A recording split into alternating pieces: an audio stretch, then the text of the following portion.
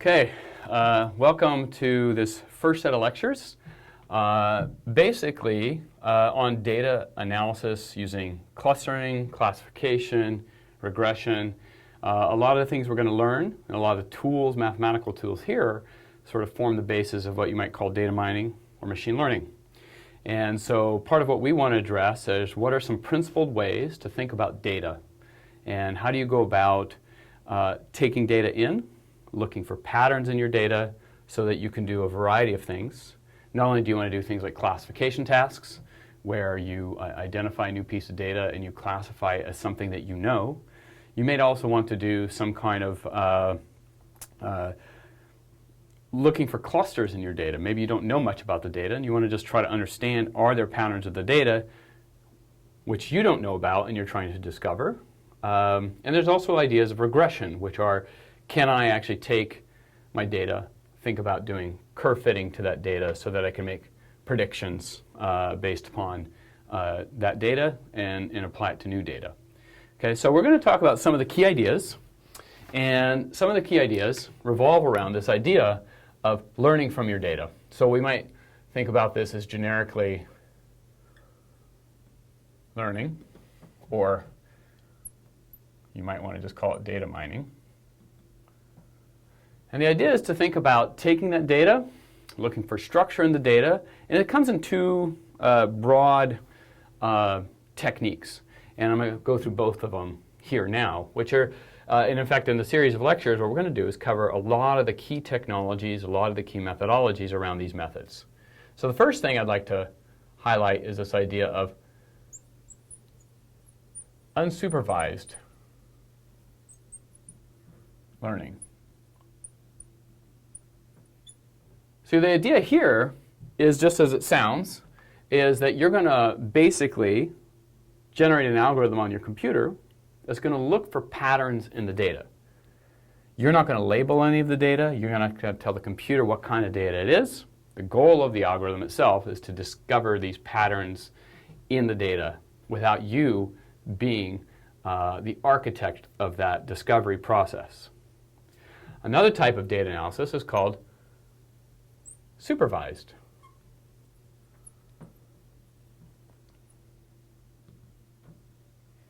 Supervised learning is a little different.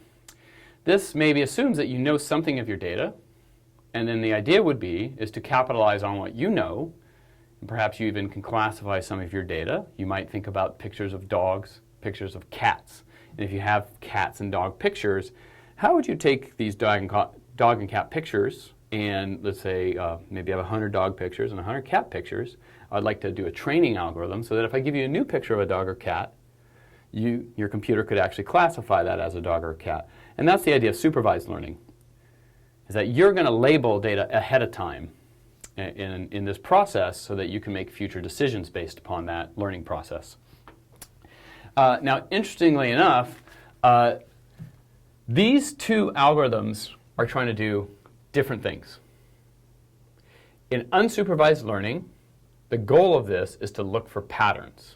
The goal of this is to take your data and discover clustering in the data in some kind of space. Okay, so unsupervised learning is really about, patterns in your data, or looking for clusters in your data. And we'll show some examples in a little bit with this. So this is this data mining operation. You don't know anything, you're just going to put it in there, go look for things, and hope that, in fact, that you can do a good job in finding those things. Supervised learning is different, because in some sense it's already assuming that you might have clusters. The cat-dog example is one where you say, I have pictures of cats, pictures of dogs, and so I already have clusters. I already know that I have dogs. I already know that I have cats. So you are the expert in the loop. And then sort of in this idea, you are providing labels. So you're going to label the data ahead of time, and you're going to give this data some, okay, I have dogs, I have cats, I labeled them all, I know what they are, and now the idea is to make use of that, and if I give you a new dog or a new cat, can you actually label it correctly yourself, or how can I write an algorithm to do that? Okay? So this is going to involve the idea of providing labels for data, and then you're going to try to see what you can do with new data. How do I label new data? And so there's going to be this training phase, and then a test phase. So the training algorithm, the idea behind the training is to sort of take these ideas, use the fact that you know what cats and dogs are, so you can train an algorithm to recognize what the key structures of the data are based upon your expert-in-the-loop opinion, and then you can go test new data and see how well you did. Okay? So to one idea then is clustering is happening here in the unsupervised learning. You're looking for clusters. You're looking for patterns in the data. In contrast, here in the supervised learning, you're not necessarily looking for clusters. You've already told it by providing the labels what the clusters are. So what you're kind of trying to do in this case here is actually do classification and also regress. So the idea behind classification and regression is if I can do classification, I can find some kind of regression curve or some kind of basically a best least square fit type curve to the data. It doesn't have to be linear. That actually explains this classification data. So that's kind of the big picture thinking behind these two learning algorithms. And we're going to hit a lot of the common algorithms used for both. Now, before we get to that, though, what are the advantages and disadvantages? Well, in unsupervised learning, the disadvantage is that you don't give any information or expert information or knowledge to your algorithm. So it has to figure it out all by itself. It may not even know the right number of clusters. Suppose, for instance, you have dogs and cats. In an unsupervised algorithm, the data is not going to, if you're just letting this thing look for patterns in the data, it may not know that I'm looking for two distinct clusters, dogs and cats. Okay, so that can be a drawback here, and it's actually typically the Achilles heel of this methodology. And this is why you want supervised learning, because here you're kind of telling it what to look for ahead of time, or you'd like to, but the unsupervised learning doesn't have that capability unless you enforce it yourself. Okay? The supervised learning, on the other hand, already assumes the kind of things that you're looking for, which is you're going to give it a training set, and you're going to provide labels. So maybe you already have two data types, dogs, cats, and so it already knows. It doesn't have to look for how many clusters am I looking for the data. It already has that information, and you gave it to it. Okay? And not only that, you gave it expert opinion to start building a training set off of this thing here. And so there's some kind of advantages with supervised learning, but the disadvantage of supervised learning, of course, is that there's a long time training stage sometimes. So you take a lot of data, and if you want good classifiers, oftentimes you have to go through a long time training stage, in other words, to do the classification. Okay, so let me show you an example of what this might look like. So, and then we're going to program in MATLAB.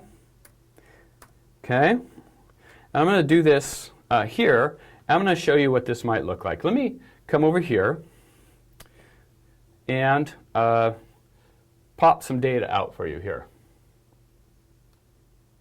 Okay, so for instance, this could be some kind of data set where I'm looking at, in some abstract representation, here's a bunch of green squares. And they could be, let's say, dogs or cats or some kind of projection of dogs and cats into a two-dimensional space, right? So it's kind of nice.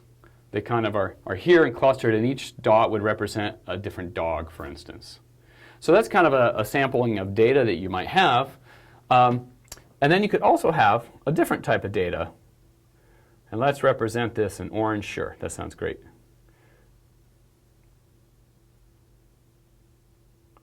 And suppose those are your data sets.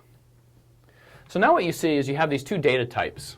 You have the green, you have the orange. And of course here, it's almost trivial to say that they're different, right? Here you can say, well, there's the green and the orange. I see clearly the difference. And the idea then would be to say, oh, what I will do is form a cluster around the green and a cluster around the orange. Okay? So that's one operation that you might start to think about doing, is that you can easily do this classification task. Now let's talk about how it relates over here to the unsupervised and the supervised learning. If you're in an unsupervised learning algorithm, then you don't even know that there's two things, two objects, let's say green and orange dots.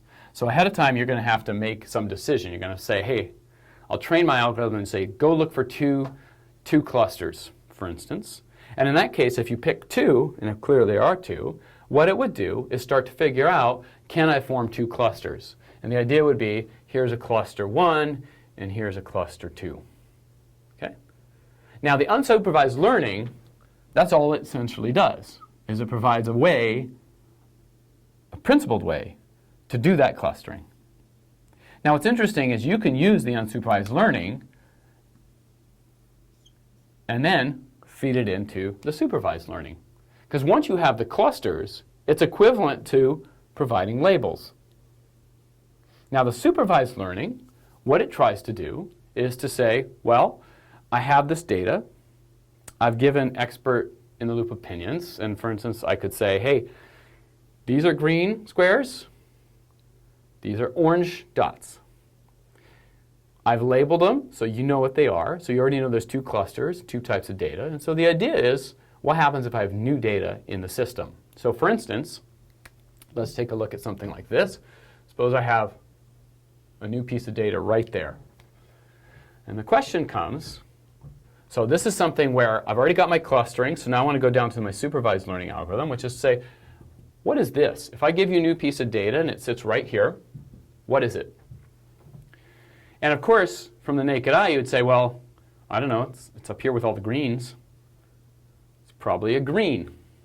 So that's how that supervised learning would do. It would go right down to this classification and regression. And in fact, you might even say what classification and regression are really going to try to do for you here in providing a training is to decide how to separate this data. So for instance, you might separate the data like this. Anything above here is green. Anything below there are orange dots. So this example is very simple. So even if I do classification of that orange circle, or this circle here, it's clearly above here with the greens. I would classify it as a green square. And if I had something down here, a piece of data down here, let's say this X, and I say, what is that X? Well, I'd say, oh, look, it's actually sitting down there with the cluster of orange balls. So I would label it as an orange ball. Okay? So that's the idea here, is that you have a training set, let's say the green and orange, and now your test set are these new data points. So if I gave, for instance, if this was dogs and this was cats, if I gave you this new point, I'd say, oh, that's a cat. I think I said that was, let's say that's a cat. Let's make this up. Let's say these are cats down here. Let's say, and these are dogs up here. Okay? So then any dots down here would be cats. Any dots up here, cats down here, dogs up here, and that's the simple classification. Okay?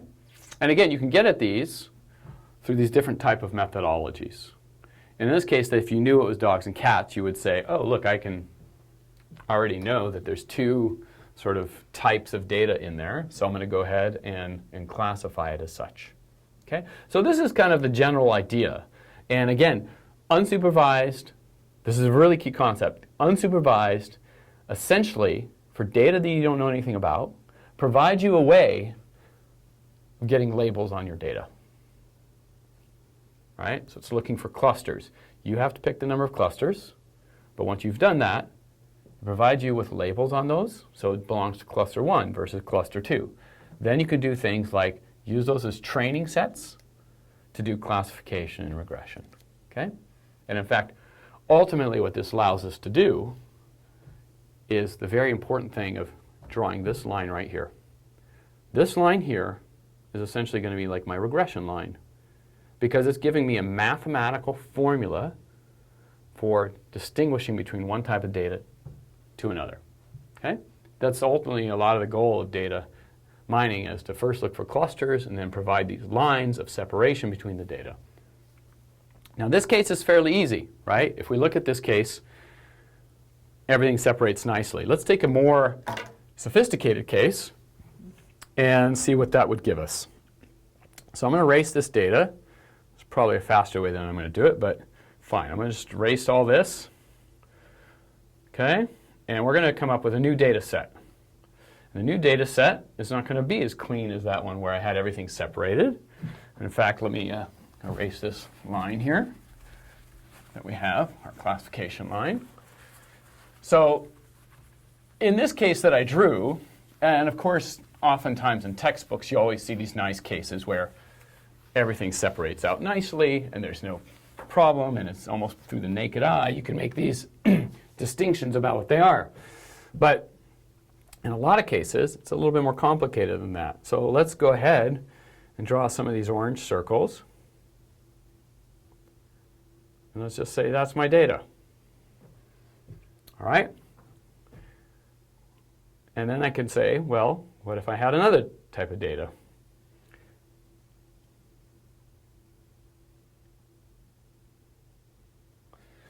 And then I could ask, do you think you have a shot at having a nice regression line that would separate the orange from the green, right? And that's a lot of times when you get data where the data analysis tricks don't work so well.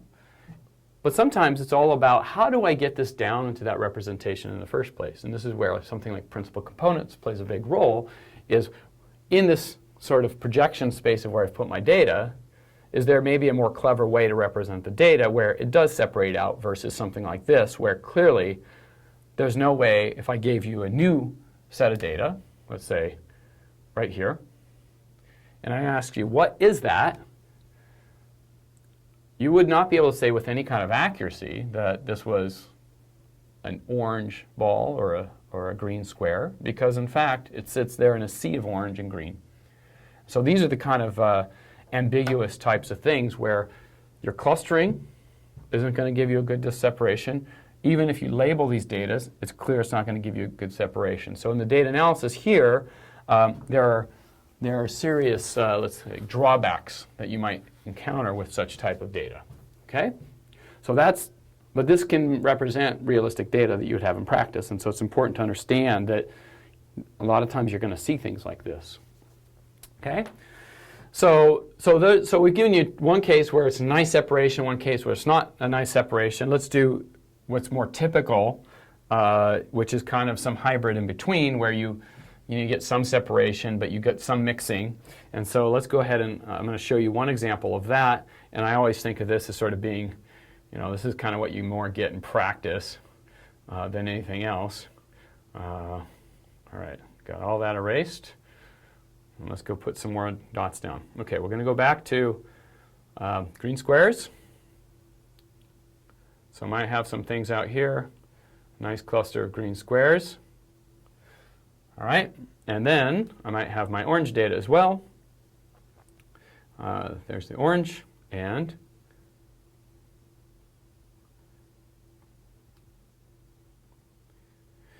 okay, let's look at this example here for a moment.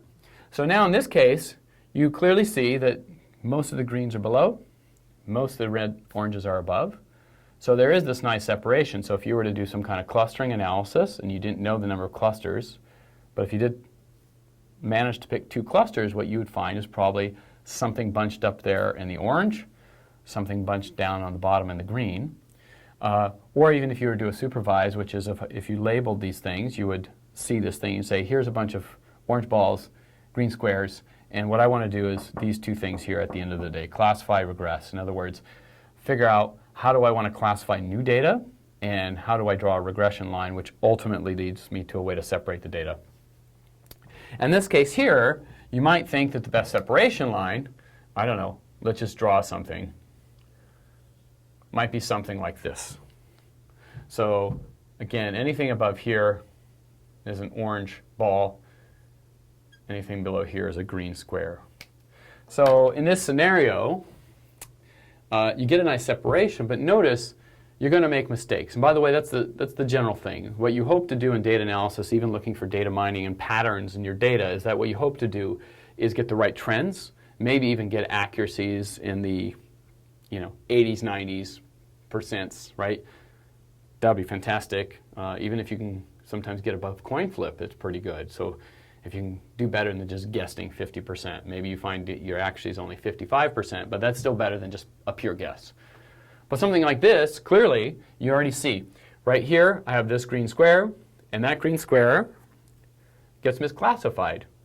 In this algorithm, it would say that this green square is actually an orange circle, and that's wrong. So you've made a mistake. However, you got most of the other ones right. Now, on this side over here, you get a lot of the green, but look at this guy right here. That gets misclassified as well. So this one here gets misclassified as a green square. So you've made a mistake on this side, you've made a mistake on this side. And also things like this one here, which sits right on that boundary line, it doesn't know quite what to do. You know, basically the algorithms has double precision accuracy. So at some level of 10 to the minus 16th, it's going to be on one side of the line or the other, and it's just going to simply get classified as being one of these or one of these, okay? But these points are very interesting because they're right at the border of your decision space. On one side, you're going to get one way. On the other side, you're going to get another way. So that's a kind of a more generic thing. You're going to make mistakes. You're not going to get perfect classification. Now, the one thing I'm going to highlight here is that I think one of the biggest dangers in data analysis is this danger of overfitting your data. And this can happen a lot in the supervised learning algorithms. You have to be really careful. And we're going to talk about this concept of cross-validation. I'm going to illustrate it here. If I wanted to do some kind of classification on this data, and this is my training data, and I want to do a perfect classification task, I might draw something like this. Let me see if I can do it here. Go around here. And I could say, hey, look at that. If that is my decision line, my classification, I'm going to get everything perfectly right. The problem with something like this is I can take any training data, and if I want to generate some sufficiently complicated curve, I'll get 100% accuracy. So it's going to start talking about the idea of cross-validation, which is how well does this hold up when I put new data to it? Okay? So the idea of cross-validation is extremely important, perhaps maybe the most important thing to take out of all of this is you better cross-validate.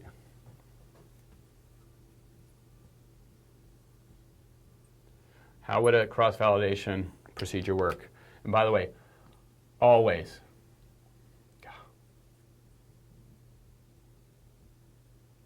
All right? Always you cross-validate. Never miss doing this step. Okay? Never, ever miss doing this step. If there's anything you want to write down here, always cross-validate. So how do we think about it? Well, cross-validation says the following. How about I do this? Since I'm going to provide labels to data, and this is going to be my training set, what I'm going to do is take all my data that I have. Suppose I have 100 orange balls and 100 green squares. Suppose I had that. Well, one thing I could certainly do is take 80 out of the 100, randomly chosen. I'm going to take 80 randomly chosen here, 80 of the 100 randomly chosen here. So, you know, I'm going to take 80%, and I'm going to have that be my training set. So I'm not going to train with all the data I have. I'm going to train with 80% of it. But what I'm going to do now to go test new data is I'm going to hold the 20% I withheld is going to be my test data. Okay? So I take 80%, I test with 20%. And I'm going to draw a decision line for every time I do this. So I'm going to test it, and I'm going to get an accuracy. So I'm going to get some kind of accuracy score. But then, once I get an accuracy score, let's suppose I do this, and I get some decision line, and I get an accuracy of 95%. What I'm going to do is maybe I just got lucky. Maybe when I didn't pick this problematic guy here and this problematic guy over here. So I'm going to shuffle. I'm going to take a new 80% and test on that remaining 20%. And I'm going to do this randomly again. Take a new random 80%, test on the other 20%. A new random 80%, test on the other 20%. And what I'm going to do is keep track of my accuracy as a function of these random trials. And what ends up happening is you no longer get curves like this. This curve was very specific to this exact data pool. If I take another random sampling of it, this curve will be a bad predictor. Typically, that's how you do cross-validation. You would actually start evaluating for every decision curve you make, how accurate is it, and how robust is it if I take a new set of training and test data. Okay? So this cross-validation step is absolutely critical. Never present your results on data unless you've done this. Ever.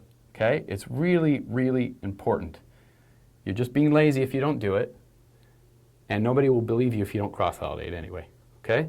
So those are the highlight ideas. Unsupervised learning, look for clusters in data. Supervised learning is once I have labels or clusters in my data, that's what I'm hoping for, provide some kind of classification or regression on that. In other words, draw those decision curves.